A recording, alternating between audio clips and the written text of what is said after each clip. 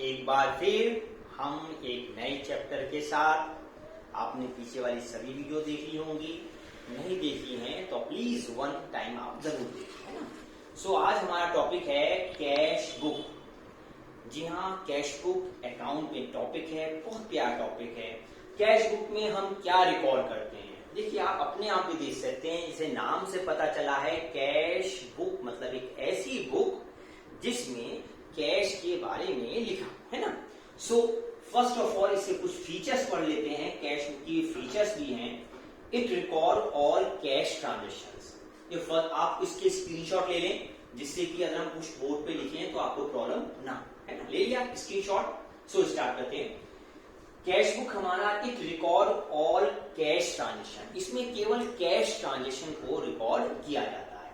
इसमें यदि कोई उधार है, कोई उधार ट्रांजेक्शंस हैं, उन्हें रिकॉर्ड नहीं करते, इन्हें रिकॉर्ड नहीं करते। ओके, कैश में जो भी पैसा आया, कहीं से भी आया, कहीं जाए, वो सब रिकॉर्ड होता है। ड्यूरिंग द फाइनेंशियल, मतलब फाइनेंशियल ईयर में हमें कहां से पैसा मिला, कितना मिला, वो सब लिखना होता है। जैसे हमारा ये फाइनेंशियल ईयर है, इस साल पैसा कहां कहां से आया और कहां कहां पर पैसा गया, उन सबको रिकॉर्ड किया जाता है। कौन बनाता है? Bye owner. कैश बुक एक क्वेश्चन आता है एमसीक्यू में, कैश बुक बनाता कौन है? ओनर, बिजनेसमैन या बिजनेस। ये कैसी नेचर का होता है? हमारी तीन तरह की नेचर होती है, ये एमसीक्यू में आता है। तीन तरह की नेचर होती है, पर्सनल, रियल और नॉमिनल, है ना। सो कैश बुक की नेचर कौन सी होती है? Real nature.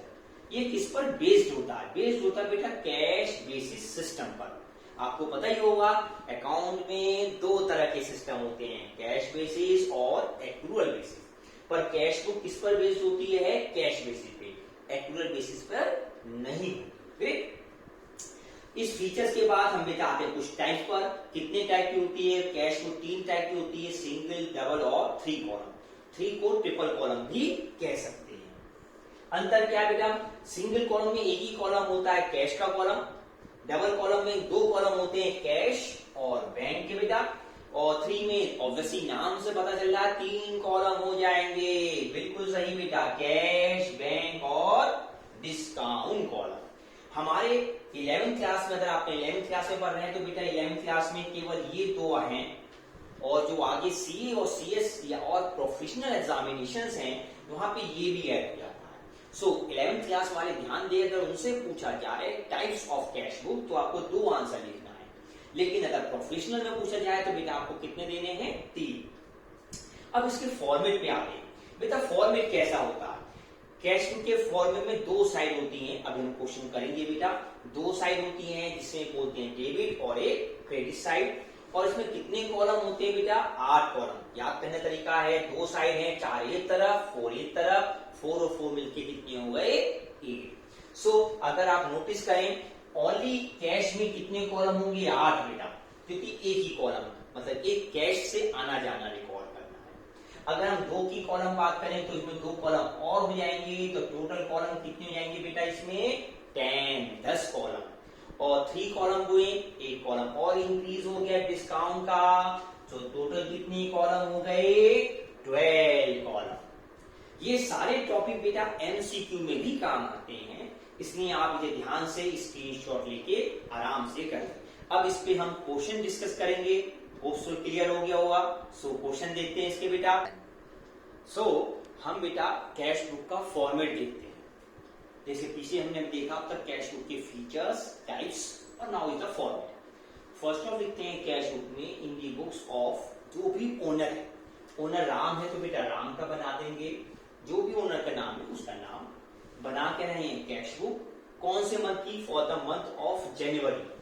Cash book month की बन सकते हैं, हाफ ईयरली बन सकती है, ईयरली भी बन सकती है, क्योंकि cash book prepare by owner, owner की अपनी रिक्वायरमेंट है, मंथली बेसिस पे बनाना चाहता है या किसी और ईयरली, हाफ ईयरली बेसिस। तो बेटा देखो, इसमें तुमने देखा होगा दो साइड है, आपने देखा होगा दो साइड है। देखिए बेटा, मैंने बताया था अभी दो साइड होती हैं, तो देखिए यहां से यहां तक एक साइड है, दिखाई देगी ना, ये एलएचएस है, लेफ्ट साइड। कितने कॉलम है? 1 2 3 4 कॉलम बेटा इसमें। और ये राइट हैंड साइड है, कितने कॉलम इसमें हो गए? 4 कॉलम। तो जैसे अभी हमने लिखा था कैश में टोटल कितने कॉलम होते हैं, 8 कॉलम, 4 वन साइड, और इस कॉलम का नाम क्या है, कैश अमाउंट या कैश कॉलम। ओके, अगर डबल कॉलम बनाते हैं बेटा तो यहाँ कैश के साथ एक और बन जाएगा बैंक का कॉलम, दोनों तरफ, इसलिए वहां पे टोटल कॉलम हो गए 8 + 2 10 कॉलम। क्लियर बेटा? यहाँ लेफ्ट हैंड साइड में वो लिखते हैं कहां कहां से पैसा आया, रिसीट्स पैसा आ कहां से रहा, और ये हमारी ये बेटा पेमेंट पैसा कहां का हमने हमारे बिजनेस से किन किन जगह पैसा दिया। तो यहाँ हमेशा स्टार्ट करते हैं 2 लिखकर बेटा, और यहाँ लिखते हैं बाई लिखकर। क्लियर? तो कुछ ट्रांजिशन हमने लिखी है, इनको रिकॉर्ड करते हैं। देखिए जैसे फर्स्ट ट्रांजिशन है स्टार्ट बिजनेस विद कैश, इसका मतलब है कि हमने बिजनेस शुरू किया कैश के साथ, कैश के साथ शुरू किया है, तो बेटा इसमें मनी हमारे पास पैसा आया हुआ है ना, तो पैसा आया हुआ है कहां रिकॉर्ड करेंगे, इस तरफ, किस नाम से, टू कैपिटल अकाउंट, कितने रुपए, 10,000। सो आपको नोट करना बेटा कैश बुक में कहीं भी कैश का नाम नहीं आना, बल्कि ये बताना है पैसा कहां से आया, सोर्स। तो देखो बिजनेस स्टार्ट किया तो पैसा किसने दिया होगा, ओनर ने, और ओनर को किस नाम से रिप्रेजेंट करते हैं, कैपिटल। सो इसीलिए लिखा to capital account, first letter बेटा हमेशा कैपिटल बनना है, ये नोट रखना है आपको। देन आगे आते हैं, लिखा है परचेज फर्नीचर, जैसे फर्नीचर खरीदा किसने, बिजनेस ने, तो हमारे पास पैसा आया गया, बिल्कुल सही पैसा गया है, तो बेटा कहां रिकॉर्ड करेंगे इसे, by furniture account. Okay, furniture कितने रुपए का है, 3000, तो यहां कितना लिख देंगे, 3000। ठीक है सबको? तो जो भी पैसा आ रहा है वो इस तरफ, इसमें ऊपर हेड डाली रिसीट्स, और जहां भी पैसा जा रहा है वो इस तरफ हेड डाली पेमेंट। आगे देखते हैं, लिखा है परचेज गुड्स, सामान खरीदा 7000 का, आउट ऑफ विच जिसमें से 4000 पेड इन कैश। हमारे ओनर ने सामान खरीदा है 7000 का, बिजनेस ने सामान खरीदा कितने का, 7000 का, बट पैसे इसमें कितने पे किए, 4। तो ऑब्वियसली इसमें कुछ कैश ट्रांजेक्शन या कुछ उधार है। अभी मैंने बताया यहाँ केवल कौन सी ट्रांजेक्शन लिखते हैं, कैश, तो उधार को कंसीडर नहीं करेंगे। सो सामान खरीदा है, यहां लिख देंगे बाई परचेज अकाउंट, कितना अमाउंट, 4000। क्यों? क्योंकि 7000 में से बेटा हमने कितने पे किए, 7000, जो पे किया है वो ही लिखेंगे। और परचेज गुड्स को हम किस नाम से लिखते हैं, परचेज अकाउंट, परचेज फर्नीचर को किस नाम से लिखते हैं, उस पर्टिकुलर नाम से। आपको याद होगा गुड्स परचेज करते समय क्या नाम लिखते हैं, परचेज, और गुड को सेल करते समय हम क्या लिखते हैं, सेल्स। क्लियर? देन है salary paid to Mohan, Mohan को सैलरी दी। अब जब मोहन को सैलरी दी है तो हमारे पास से व्हाट गोज आउट, गया क्या है, कैश, किस काम में, सैलरी में, तो लिखेंगे बेटा बाई सैलरी अकाउंट। आप देखिए मोहन का नाम नहीं लिखेंगे बेटा, मोहन या किसी भी सर्विस का नाम लिखते हैं, किस काम में खर्च किया है वो लिखते हैं बेटा, मोहन का नाम यहाँ पे नहीं लिखा जाएगा, बाई सैलरी। सामान बेचा, गुड्स सामान बेचा 8000 का, जिसमें से आधा कैश है ना बेटा, सामान बेचा है 8000 का, जिसमें आधा कैश है। हमें कौन सी लिखनी है, ओनली कैश, कैश कितना आया या गया, सामान बेचने पर ऐसा आएगा, बिल्कुल सही, तो लिखेंगे टू सेल्स अकाउंट, कितने रुपए, हाफ, 8000 के हाफ कितने हैं, 4000। तो जो भी कैश आ रहा है जा रहा है उनको रिकॉर्ड करेंगे, आने पर इस तरफ रिसीट साइड, इसे बेटा डेबिट साइड भी बोलते हैं, और जाने पे इस तरफ क्रेडिट साइड, इसके कॉर्नर में डी और सी आर लिख देना चाहिए। ओके, अब देखिए एक वर्ड हमने लिया है आउटस्टैंडिंग ऑफ प्रीवियस ईयर, पिछले साल की सैलरी का पेमेंट हमने इस महीने किया, तो हमारे पास से पैसा गया, बिल्कुल गया बिजनेस के पास से, तो क्या लिखेंगे बेटा, बाई आउटस्टैंडिंग सैलरी, कितना अमाउंट, 500 रुपीज। तो देखो बेटा कौन सा सिस्टम है, कैश बेसिस सिस्टम, पिछले साल के लिए आने जाने वालों को हमने जो अगर इस साल पे किए उनको रिकॉर्ड किया है, तो इसे बोलते हैं cash basis system. Withdraw bye owner, owner ने पैसे निकाल लिए, जब भी ओनर पैसे विथड्रॉ करता है, निकालता, आपको सबको याद रहेगा, जब भी ओनर पैसे निकालता, बताओ बच्चों क्या लिखते हैं, वेल डन बेटा, always write down by drawings, है ना। So this is drawings 200 rupees.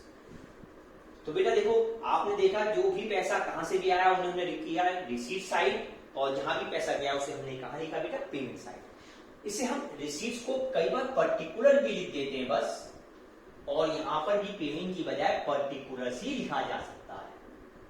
So depend on condition, आप रिसीट लिखें या पर्टिकुलर, पेमेंट लिखे या पर्टिकुलर, वो आपकी इच्छा है, बट ज्यादा अच्छा रहता है रिसीट पेमेंट, ज्यादा इजी रहता है।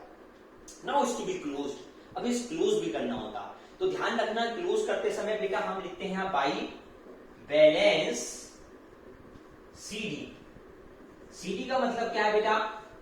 सीडी मतलब कैरी डाउन, हम इसे क्लोज कर रहे हैं, तो ये मतलब क्या है? अगर ध्यान से देखें तो हमारे पास बेटा पैसा आया कितना? 10 और 5 15,000 रुपए। यहां लिख रहा हूं तुम्हें समझाने के लिए बेटा, पैसा आया कितना है? 15,000। 10,000 प्लस 4 15 नहीं होती बेटा, रॉन्ग, इज 14, 10 और 4 14,000। अब बेटा पैसा हमने पे किया किस सम में?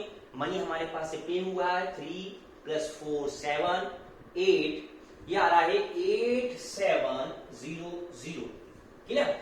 14,000 रुपीज आए और 87 रुपीज हमारे पास से गए हैं, तो अल्टीमेट हमारे पास पैसा बैलेंस कितना रह गया? हाउ मच है मनी, कितनी मनी हमारे पास रह गई? बहुत सिंपल है, थोड़ा जल्दी बताएं बेटा, आप जल्दी बता सकते हैं, बिल्कुल सही, 5300 है ना, तो यहां लिखेंगे बेटा 5300, ओके। और जो कॉलम है लास्ट वाला, ये टोटल का कॉलम होता है, और दोनों तरफ टोटल कितना आ गया? 14,000। आप नोटिस करें बेटा, जो भी मैंने लिखे हैं तरह से डेट मान लें, जो भी डेट है वो डेट लिख देंगे, जैसे यहाँ जो भी डेट है उन डेट को डाल देंगे। अगर मंथ जनवरी है तो जनवरी की सारी डेट, ये ट्रांजेक्शन आ जाएंगे बेटा। और जो एंड वाला है बैलेंस सीडी में, इसमें हमेशा मंथ का एंड लिखते हैं, मतलब कौन सा? 31 जनवरी। जो भी पैसा आया बेटा, मनी कहां से आया? पैसा तो आया पर कहां से आया वो सोर्स लिखना है। ऐसी मनी गई कहां पर गई? एप्लीकेशन ऑफ मनी की किस हमने मद या आइटम से जिस हेड में दिए वो हेड का नाम। सो ये कहलाता बेटा हमारा कौन सा बैलेंस? Closing balance, okay.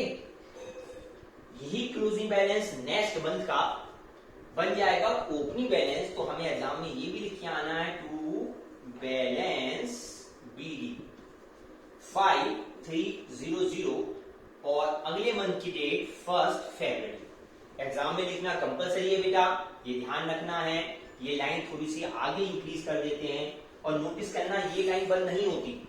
इसका मतलब क्या है कि एक तरह से ये तो हमारा जनवरी का महीना है, ओके, और ये हमारा नेक्स्ट मंथ की शुरुआत।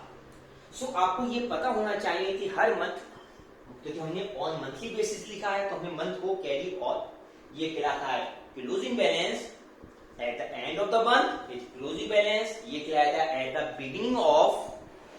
Beginning balance, at the beginning balance में बेटा अगले महीने का ओपनिंग बैलेंस, ठीक है।